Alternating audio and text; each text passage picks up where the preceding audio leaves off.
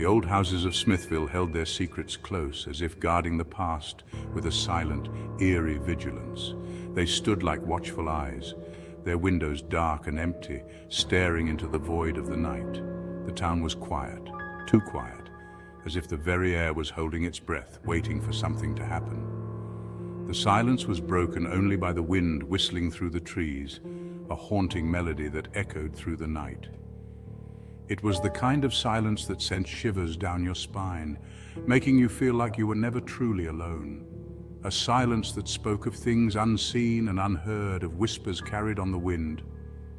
The folks in town always whispered about the old Blackwood Manor, a place steeped in mystery and fear. It sat perched on a hill overlooking Smithville, shrouded in an almost tangible darkness that seemed to pulse with malevolence.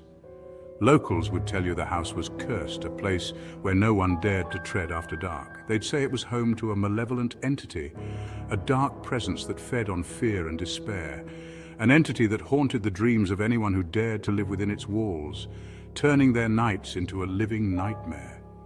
This is where our story begins, in the heart of Smithville, where shadows dance and secrets whisper. This is where the veil between our world and the supernatural world grew thin, where reality and nightmare intertwined.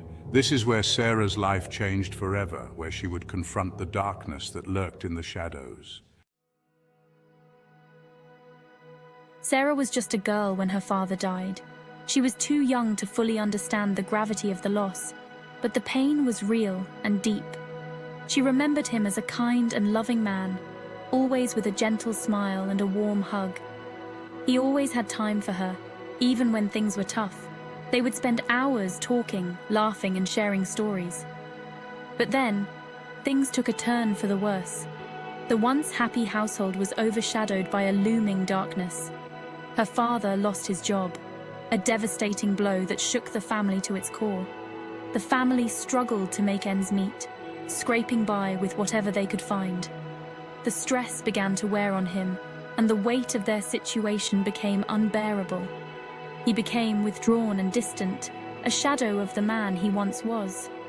He would spend hours locked in his study, poring over ancient texts, searching for answers in the pages of old books. Sarah knew something was wrong. She could feel the change in the air, a tension that was palpable. She could see it in his eyes, a haunted look that spoke of secrets and burdens, a desperate longing for a way out, a solution to their dire circumstances, a desire to provide for his family no matter the cost. He was willing to do anything to see them happy again. One day, her father emerged from his study, a newfound determination etched on his face. He seemed like a man reborn. He had found a solution, he claimed, a way to turn their fortunes around, a way to restore their fortunes and bring back the happiness they once knew. But Sarah didn't know the true price of his discovery. She had no idea what lay ahead. A price that would haunt her family for generations to come, casting a long shadow over their lives. Deep within the pages of his grandfather's journal, Sarah's father discovered the legend of the Carn Pishach. A creature of immense power, the Carn Pishach was said to be a harbinger of wealth and fortune, but its gifts came at a terrible price. The Carn Pishach was a fickle entity, easily angered and impossible to control. The ritual to summon the Carn Pishach was complex and dangerous, requiring specific incantations and offerings. The slightest mistake could prove fatal. But driven by desperation and blinded by hope, Sarah's father dismissed the warnings. He believed he could control the entity. He believed he could outsmart the ancient powers. He was wrong. Under the cover of darkness, Sarah's father ventured into the woods surrounding their home. He carried with him the tools of his desperate gamble, candles, herbs, and a silver knife. He found the clearing described in the journal. A circle of ancient stones half hidden by overgrown vines and moss. The air grew heavy, thick with an unseen energy. He lit the candles and arranged the herbs, his hands trembling with fear and anticipation. With a deep breath, he began to chant the words of the ritual, his voice echoing through the silent woods. The shadows seemed to dance around him, twisting and contorting into grotesque shapes. Finally, he drew the silver knife and made the final offering, his own blood. The air crackled with energy. The ground beneath his feet trembled. He had made contact. The next morning, my father awoke a changed man. He was filled with an almost manic energy, his eyes bright with excitement, a stark contrast to the haunted look he had the night before. He rushed to his computer, his fingers flying across the keyboard with a speed and determination I had never seen before. He was investing in the stock market, making bold moves that defied logic and reason, as if he had some secret knowledge. At first, I was hesitant, unsure of what to make of this sudden transformation. I didn't understand my father's sudden change, and it left me feeling confused and worried. But as the days turned into weeks, and the profits from his investments began to pour in, I couldn't help but feel a sense of relief and amazement. We were finally going to be okay. Our financial struggles seemed to be a thing of the past. Money started flowing into our lives like water, an endless stream that seemed too good to be true. We moved into a bigger house, bought new clothes, and lived a life of luxury we could only have dreamed of before. It felt like a fairy tale. But with each passing day, the darkness in my father's eyes seemed to grow deeper, as if the wealth was taking a toll on his soul. As the weeks turned into months, my father became increasingly erratic and withdrawn. He was consumed by the stock market, spending every waking moment glued to his computer screen. He stopped sleeping, his gaunt face illuminated by the flickering glow of the monitor.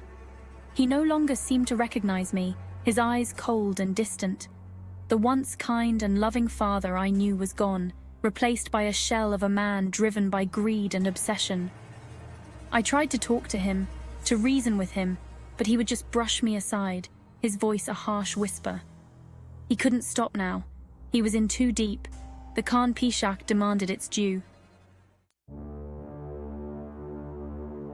One stormy night, I was awakened by a blood-curdling scream. I ran to my father's study, my heart pounding in my chest. The door was locked. I could hear my father's muffled cries from within. I threw my weight against the door, finally breaking it open. The room was in disarray, papers scattered everywhere. My father lay slumped over his computer, his face contorted in a mask of terror. His eyes were wide with fear, staring vacantly at something only he could see. He was dead. The police ruled it a heart attack, but I knew the truth. My father had been taken by the Carn Pishach, his life force consumed by the very entity he had sought to control. In the aftermath of my father's death, I was left alone, haunted by the memory of his descent into madness. I inherited the house and all of his possessions, including the journal that held the key to his downfall. I couldn't bring myself to throw it away. It was the only link I had left to my father. I spent countless nights poring over its pages, trying to understand what had driven him to such desperate measures. I learned more about the Carn Pishach, about its insatiable hunger and the terrible price it demanded for its gifts. I knew that the entity was still out there, lurking in the shadows, waiting for its next victim. I carried the weight of my father's secret. The truth of his demise was a burden I carried on my shoulders. The townsfolk whispered about me, their eyes filled with pity and suspicion. They knew something was wrong, even if they didn't know the full story. I couldn't escape the feeling that I was being watched, that something was always lurking just beyond my vision. I would hear whispers in the wind, see shadows moving in the corner of my eye.